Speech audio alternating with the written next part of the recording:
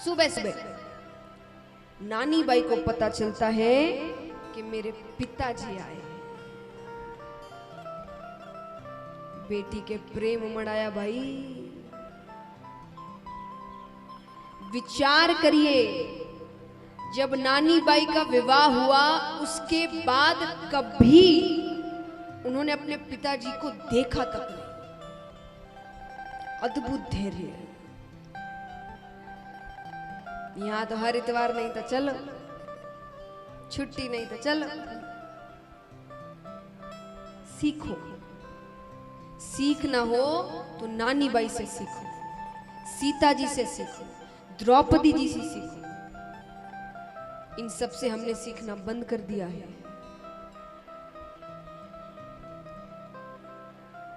अब इसका मतलब ये नहीं कि अब आप भेजो नहीं, ये मत सीखो कि वो पियर नहीं जा रही है। ये सीखने के लिए नहीं कह रही है पियर क्यों नहीं जाएंगे, हमारा घर है। धैर्य सीखो। आज अपने पिताजी के घर नहीं जाना, चलिए घर नहीं जाना फिर भी, लेकिन चेहरा ही नहीं देखना इतने वर्षों तक, ये बहुत बड़ी बात है। और ये सब होने के बाद भी ऐसा एक फर्ज नहीं है जो उन्होंने अपने ससुराल में निभाया ना हो। वो धैर्य सीखिए। और चलिए आज के समय में कठिन बात नहीं है, बच्चे बाहर पढ़ते हैं, बाहर चले जाते हैं, वर्षों तक कहीं नहीं मिलते हैं। लेकिन आज का समय अलग है, फोन है, बातें हो सकती है, वीडियो कॉल से आपको पता रहता है कि सामने वाला कैसा है। पर पहले ये सब नहीं था। पहले चिट्ठियां होती थी और वो चिट्ठियां भी आने जाने में 3-3 4-4 दिन लग जाए। और नरसी जी कोई चिट्ठी भी नहीं लिख रहे तो वो किसी और व्यक्ति से पता करे। अब कई बार वो व्यक्ति ना मिले तो वो यहां से किसी को भेजे कि जाकर देखो मुझे कोई खबर नहीं मिल रही। अब विचार करिए, उस व्यक्ति को जाने में लगे 4 दिन, आने में लगे 4 दिन, उस 8 दिनों में उस बेटी पर क्या बीत रही है,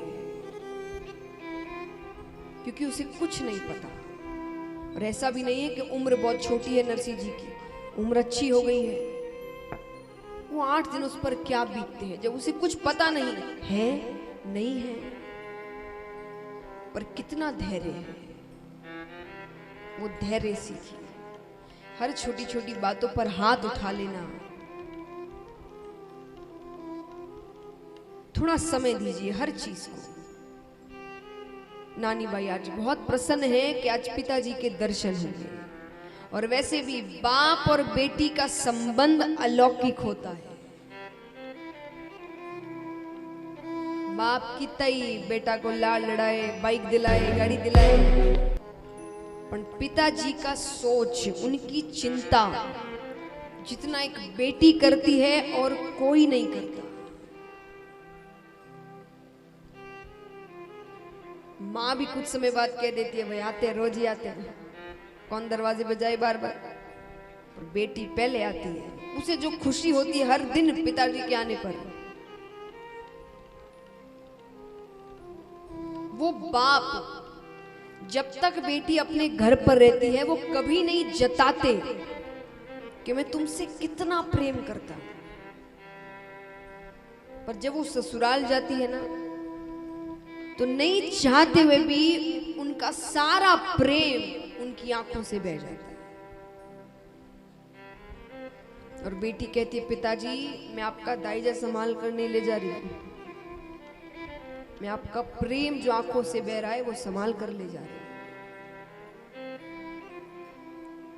देखिए महाराज, मैं जो बाप और बेटी के संबंध में जोर दे रही हूं इसीलिए कि आप बेटी को बेटा से कम मत आंको। बेटा होया तब उत्सव और बेटी हुई तो शोक मती करो। बहुत घरों में होता है, एक छोरी मतलब लड़की, एक छोरी माँ बनने वाली होती है तो सब कहते हैं भाई हमें तो कन्हैया चाहिए, हमें तो लड्डू गोपाल चाहिए, हमें तो सावरिया चाहिए। और ठाकुर जी को सब गिफ्ट करते लड्डू गोपाल, ठाकुर जी की बड़ी सी तस्वीर लगाते हैं कमरे में। किसी के भी मुख से नहीं निकलता कि हमको राधा रानी चाहिए। वो छोरी चिंता में पड़ जाती है कि छोरी हो गई तो और छोरी हो जाए तो ऐसा चेहरा बना लेते हैं लगे छोरी नहीं चोरी हो गई घर में।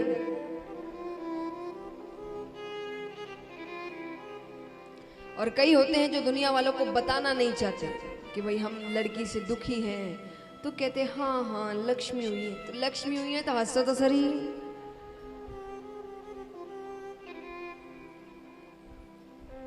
पर आजकल ये सब इतना नहीं होता। क्यों नहीं होता?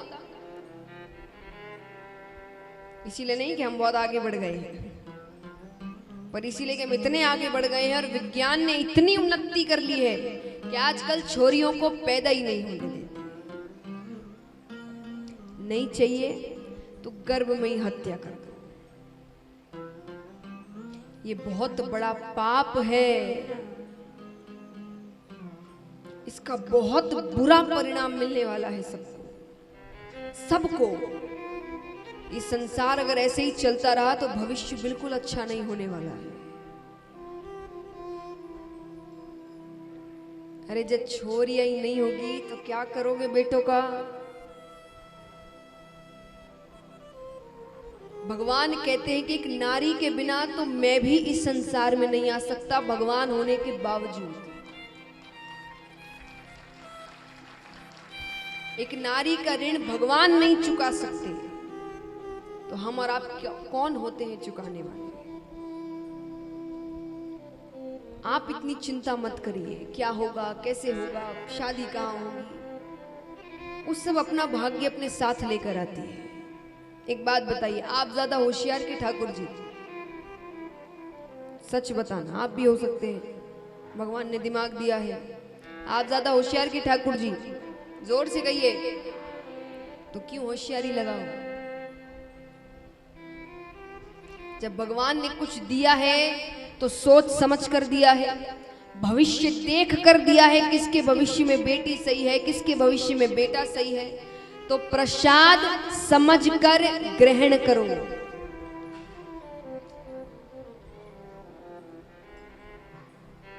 तो महाराज जी बहुत बड़ा पाप है।